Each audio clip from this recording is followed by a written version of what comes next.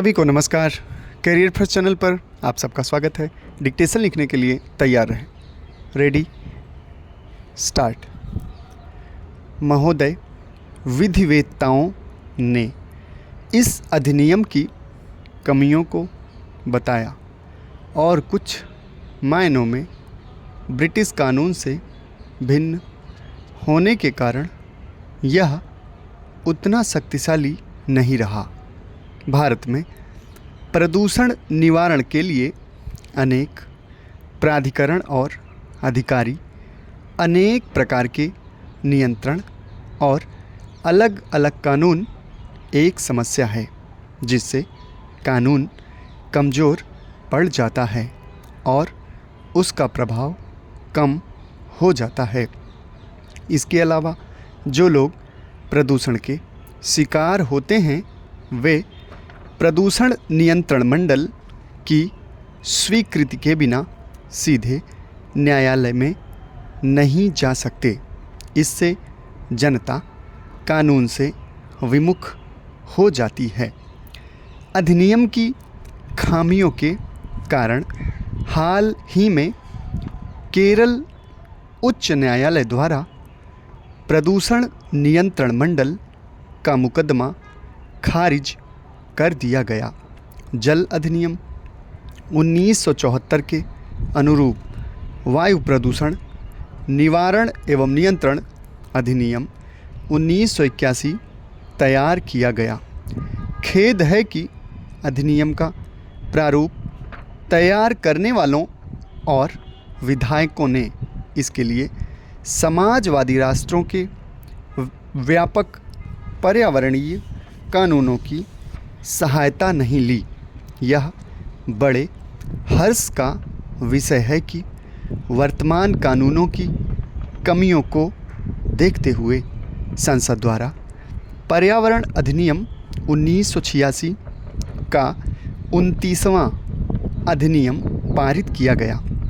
यह अधिनियम काफ़ी मायनों में व्यापक है और इसका क्षेत्र भी विस्तृत है तथा इसके अधीन भारत सरकार को पर्यावरण की सुरक्षा और सुधार और किसी भी प्रकार के प्रदूषण को कम करने के लिए काफ़ी शक्तियाँ प्रदान की गई हैं।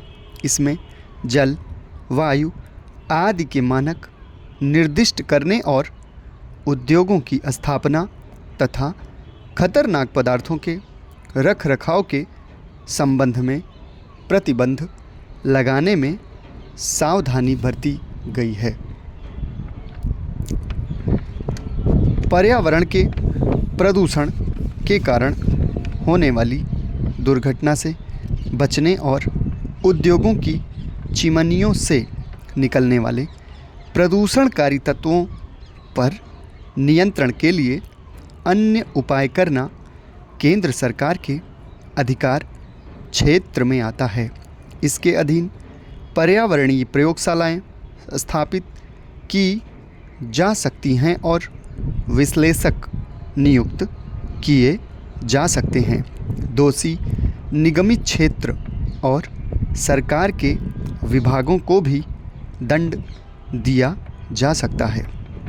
यद्यपि यह कानून काफ़ी साहसिक कदम समझा जा सकता है लेकिन संकट के समय निष्प्रभाव साबित हो सकता है। इन नए कानूनों में भयंकर दोष रह गए हैं।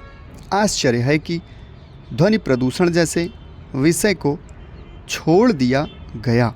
यद्यपि केंद्रीय प्रदूषण नियंत्रण बोर्ड द्वारा हाल ही में इस संबंध में संशोधन किया गया है जिसे अभी लागू किया जाना है। जनता की भागीदारी को प्रोत्साहित नहीं किया जाता और अफसरशाही पर अत्यधिक भरोसा किया जाता है।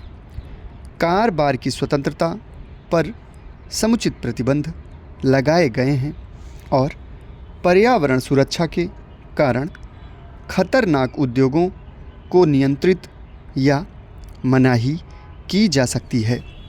संविधान के अनुच्छेद 21 में दिए गए जीवन के अधिकार के अधीन प्रदूषक उद्योगों पर लगाए गए सारे प्रतिबंध वैध हैं।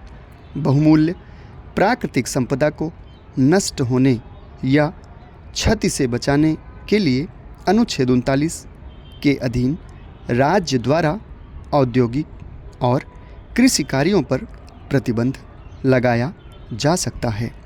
अनुच्छेद 39 खा के अधीन भौतिक संसाधनों पर नियंत्रण, ताकि उनका सामान्य हित में सर्वोत्तम उपयोग किया जा सके।